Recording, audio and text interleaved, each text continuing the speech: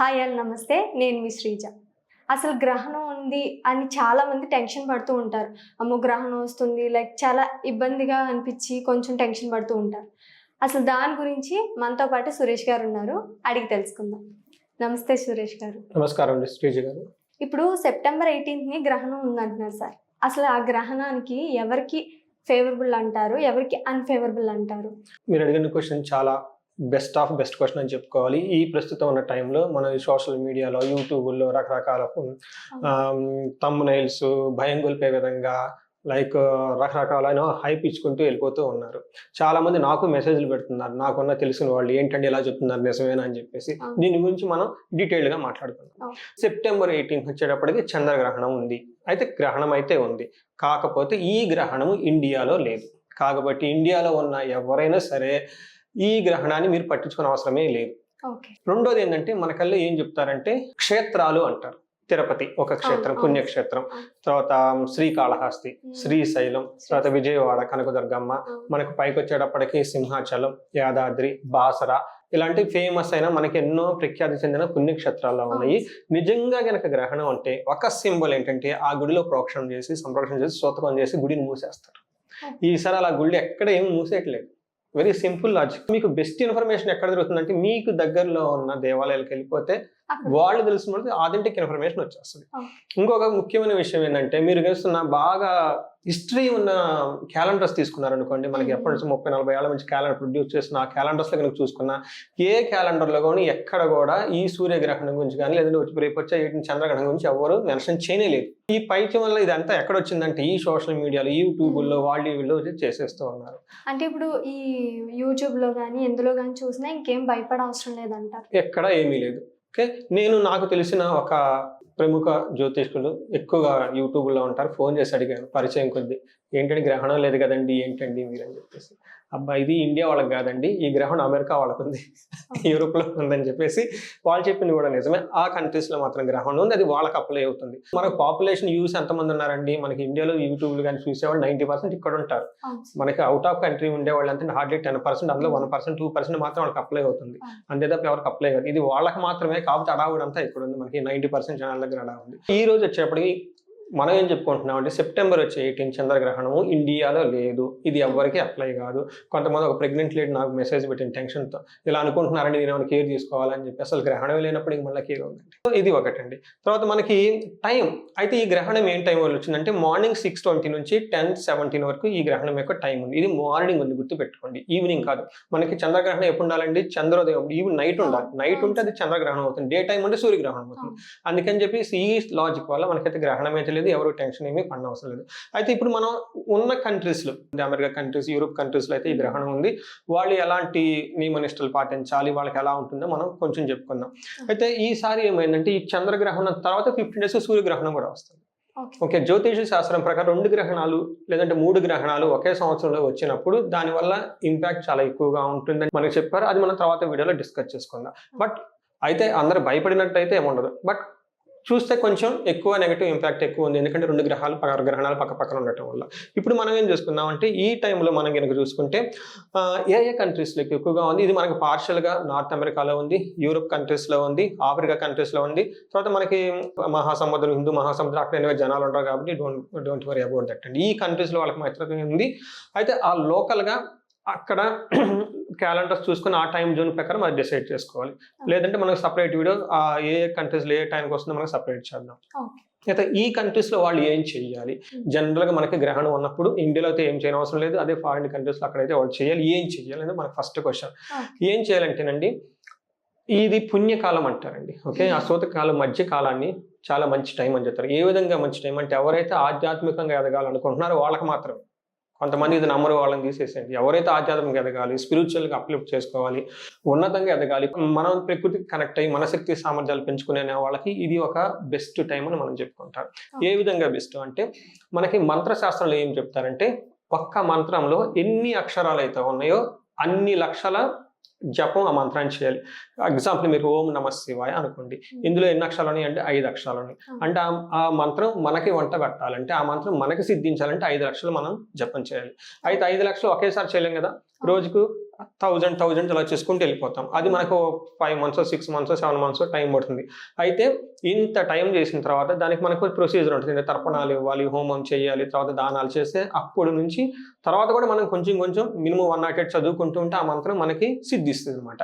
సిద్ధించిన మంత్రం వల్ల ఉపయోగం ఏంటి అంటే మనం టెన్షన్స్లో ఉన్నప్పుడు, బాధలో ఉన్నప్పుడు, దుఃఖంలో ఉన్నప్పుడు, మన చుట్టూ ఏదైనా సరౌండింగ్స్లో మనకి అనుకూల వాతావరణం లేనప్పుడు ఈ మంత్రం కనుక జపించుకుంటే రిలీఫ్ గా ఉంటుంది. అండ్ మన చుట్టూ జరిగే కయోటిక్ మనం ఎఫెక్ట్ అవ్వం. అది మెయిన్ ఇంపార్టెంట్. ఈ మంత్రం మనల్ని కాపాడుతూ ఉంటుంది. మంత్రం ఇది మంత్రమే చాంట్ చేస్తుంటే రక్షిస్తుంటుంది. ఏమిలో రక్షిస్తుందంటే మన చుట్టూ ఉన్న నెగటివ్ ఇన్ఫ్లుయెన్స్ నుంచి మన మీద పడకుండా మనల్ని హ్యాపీగా ఉంటుంది. అయితే ఎంత ప్రొసీజర్ చేసేది ఒక పద్ధతి. అయితే ఈ గ్రహణంలో ఉన్న అడ్వాంటేజ్ ఏంటంటే గ్రహణం మనకి maximum 1 hour 2 hour 3 hour 4 hours అంతకుమించి ఎక్కువ ఉండదు. ఈ టైంలో మేబీ లెటెస్ట్ టేక్ 2 hours గ్రహణం ఉందనుకోండి. గ్రహణం ముందు నుంచి తర్వాత గ్రహణం అయిపోయే మధ్యలో ఈ మంత్రాన్ని కంటిన్యూస్గా చాంట్ చేస్తుంటే అంత చేసే స్థితి ఈ టైంలోనే వచ్చేస్తుంది.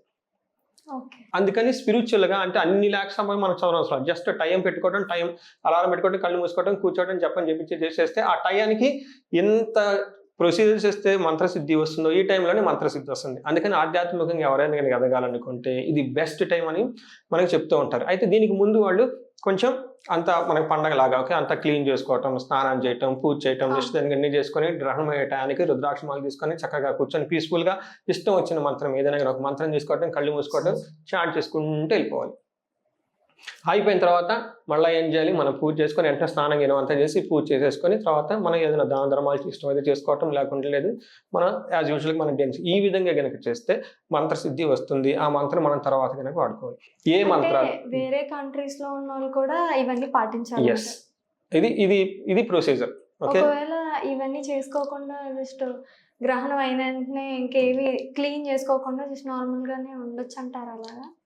ఇప్పుడు వాళ్ళకి స్పిరిచువల్గా మాకు మంత్రాలు అవన్నీ లేదండి వద్దండి అనుకున్నారనుకోండి, చక్కగా గ్రహణం ముందు గ్రహణం అయిపోయిందో స్నానం చేసి సింపుల్ పూజ చేసుకుంటే సరిపోతుంది. కొంతమందికి అది బాగుండా మాకు ఇష్టం ఉండదంటే ఇట్స్ దేర్ చాయిస్. ఓకే, ఇది ఆధ్యాత్మికంగా జరుపుకోవాల్సిన విషయం. ముందుగానే మనం చెప్పుకున్నాం. బట్ మంచి క్వశ్చన్ అండి.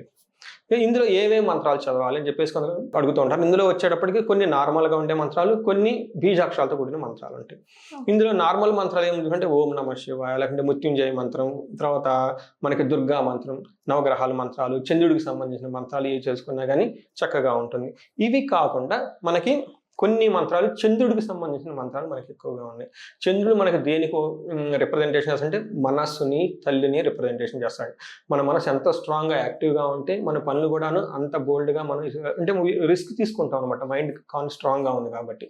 అలాంటి వాళ్ళు కనుక పర్టికులర్ వృశ్చిక రాశి వాళ్ళు ఈ టైం వాళ్ళకి చాలా బెస్ట్ టైం అని మనం చెప్పాం. ఎందుకంటే మూన్ వాళ్ళకి డిబ్లిటెడ్ నీచ స్థానంలో ఉంటుంది కాబట్టి మైండ్లో కొంచెం కొన్నిసార్లు టెన్షన్స్ ఎక్కువ ఫీల్ అవుతూ ఉంటారు అనమాట.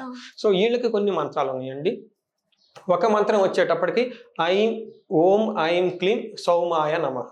ఓకే, ఇది కార్యసిద్ధి. ఎవరికైనా కనుక పని కావట్లేదు అనుకుంటే కనుక గ్రహణం బిగినింగ్ నుంచి ఎండ్ వరకు ఈ మంత్రాన్ని చదివితే వాళ్ళకి కార్యసిద్ధి వచ్చేస్తుంది, చంద్రుడికి సంబంధించి. నెక్స్ట్ ఇంకొక మంత్రం ఉంది ఓం సోమాయ నమః. ఇది చాలా సింపుల్ మంత్రం అండి. ఓం సోమాయ నమః. దీనికి గురువు యొక్క ఉపదేశం కానీ ఏమీ అవసరం. జస్ట్ గ్రహణం బిగినింగ్ దగ్గర నుంచి రుద్రాక్షమాలు పట్టుకోవడం, చేసేయడం, ఎండ్ అయిపోయింది, మంత్రసిద్ధి వచ్చేస్తుంది. నెక్స్ట్ వచ్చేటప్పటికి ఓం శీతాంశు విభాంశు అమృతాంశు నమః. ఈ మంత్రాన్ని ఎవరు జపించాలంటే ఎవరైనా కానీ పనులు చేస్తూ మధ్యలో బ్రేక్ ఆగిపోతూ ఉంటాయి. లేదంటే కొంతమంది ఉద్యోగంలో ఒక 10 లక్షల డబ్బులు దాచిపెట్టుకుంటారు కష్టపడి. ఈ 10 లక్షల డబ్బులు వేరే వాళ్ళు ఎత్తుకొని వెళ్ళిపోతారు. లేదంటే ఒకళ్ళు చక్కగా ఇల్లు ఏదో కొట్టేస్తారు, ఫ్లడ్స్ గిట్టి వచ్చేసి పోతుంది. కొంతమంది చక్కగా పంట వచ్చేస్తుంది, రేపు ఎల్లుండో కోసుకుంది అనేటప్పటికీ ఇలాంటి వాళ్ళు ఇప్పుడు చెప్పిన మంత్రం కనుక చదువుకుంటే వాళ్ళకి అలాంటి దుష్ప్రణామాలు వాళ్ళకి జరగకుండా చక్కగా ఉంటుంది. ఇంకొక మంత్రం ఉంటుంది, ధనానికి ఇబ్బంది పడుతూ ఉంటారు, కష్టపడుతూ ఉంటారు కానీ ధనం రాదు. ఇలాంటి వాళ్ళకి ఒక మంత్రం ఉంది ఓం శ్రం శ్రీం శ్రం సహ చంద్రమసే నమః. ఇది ధనానికి సంబంధించింది. ఇంకొకటి ఉంటుంది మనసు చాలా స్ట్రాంగ్గా ఉండటానికి. డిప్రెషన్లో ఎవరైతే కనుక లోన్ అవుతూ ఉంటారో వాళ్ళు కనుక ఓం ఛం చంద్రమస్తే నమః ఈ మంత్రాన్ని కనుక వాళ్ళు చాంట్ చేస్తే సింపుల్ మంత్రం అండి. చక్కగా కూర్చొని స్నానం చేసేసి బిగినింగ్ నుంచి ఎండ వరకు చదివితే ఆ మంత్ర సిద్ధి వచ్చేస్తుంది. అప్పటి నుంచి ఎప్పుడైతే వాళ్ళు టఫ్ సిచ్యువేషన్ ఉన్నారో ఈ మంత్రాన్ని కనుక చాంట్ చేసేస్తూ ఉంటే ప్రకృతి వాళ్ళకి సహకరిస్తుంది. ఈ విధంగా మనకి గ్రహణాన్ని గురించి సూక్ష్మంగా మనం చెప్పుకున్నామండి. ఎవరేమి ఇండియన్కి సంబంధించిన వాళ్ళు ఎవరు టెన్షన్ పడిన అవసరం లేదు, గ్రహణం లేదు, ఇది మీకు నార్మల్ డే లేదు. సరే ఇప్పుడు గ్రహణం అనేది స్టార్ట్ అవుతుంది అనగానే దర్పగడ్డ అనేది ప్రతి వస్తువులోని వేస్తారు, తినే వస్తువుల్లో కానీ ప్రతి వస్తువులోని వేస్తూ ఉంటారు. అందులోకి ఇంకా ఈ టైంలోనే తినాలి, గ్రహణం ఈ టైం స్టార్ట్ అవుతుంది, ఈ టైంకి ఎండ్ అవుతుంది, ఆ టైంలోనే తినాలి, అప్పటి వరకు ఏం తినకుండా ఉండాలి. ఇవన్నీ పాటించాలంటారా, అవసరం లేదంటారా? వెరీ గుడ్ క్వశ్చన్ అండి, సూపర్ క్వశ్చన్. లాస్ట్ టైం గ్రహణం అప్పుడు మా ఆఫీస్ అసిస్టెంట్ నేను ఆఫీస్కి వెళ్ళిపోగానే మొత్తం క్లీన్ చేసి పూజ చేసి పెట్టేసి చాలా సక్సెస్ఫుల్గా సార్ ఈరోజు మేము పూజ చేశానండి అని చెప్పేస్తున్నాడు. నేను అడిగా ఎందుకు చేసామంటే ఈరోజు గ్రహణం కదండి అన్నాడు. నేను వెంటనే అడిగా ఎవరు చెప్పారు గ్రహణం ఉందండి? అదేంటండి యూట్యూబ్లో అందరూ చెప్పుకుంటున్నారు అందుకని చేశానండి. నాకల్లా ఒక బ్లాంక్ ఎక్స్ప్రెషన్ ఇచ్చాను అనమాట. నేను వెంటనే చెప్పాను నేను గ్రహణం లేదండి, యూట్యూబ్లో చూస్తే నాలెడ్జ్ అంతే ఉంటుంది అని చెప్పాను అనమాట. పాపం ఇలాగా యూట్యూబ్లు చూసి ఓకే అతిగానో ఉత్సాహం ప్రదర్శించి కష్టపడే వాళ్ళు చాలామంది ఉంటారు. నిన్న నాకు ఒక కామెంట్ పెట్టారు, ఏమంటే నేను ప్రెగ్నెన్సీతో ఉన్నాను, చాలామంది కేర్ తీసుకోమంటున్నారు, నేను ఏదైనా కేర్ తీసుకోవాలా? వెరీ జనరల్గా అంటే పక్కన వింటుంటారు కదా, భయంతో మనం ఈ పనులన్నీ చేస్తుంటామన్నమాట. అయితే ఈసారి మాత్రం ఇలాంటి ఏమీ ఎవరు చేయని అవసరమే లేదు, ఎందుకంటే ఇండియాలో గ్రహణమే లేదు. పెద్దవాళ్ళు ఏం చెప్తారంటే వర్షం వచ్చినప్పుడు గొడుగు పట్టుకోవాలి కదా, వర్షం లేనప్పుడు గొడుగు ఎందుకు? గ్రహణం ఉన్నప్పుడు ఏ పూజ ఏదో మీ ఇష్టం చేయండి, అసలు గ్రహణం లేనప్పుడు ఇంక పూజలు ఎందుకు? సరే ఇప్పుడు సోషల్ మీడియాలోని ఇంకా యూట్యూబ్లోని చూసి చాలామంది ఫేక్ న్యూస్ని నిజం అని గ్రహణం ఉంది అని అనుకుంటున్నారు. సో ఈ గ్రహణం అనేది లేదు అని చాలా చక్కగా ఎక్స్ప్లెయిన్ చేసినందుకు ధన్యవాదాలు సార్. ధన్యవాదాలు, థ్యాంక్ యూ.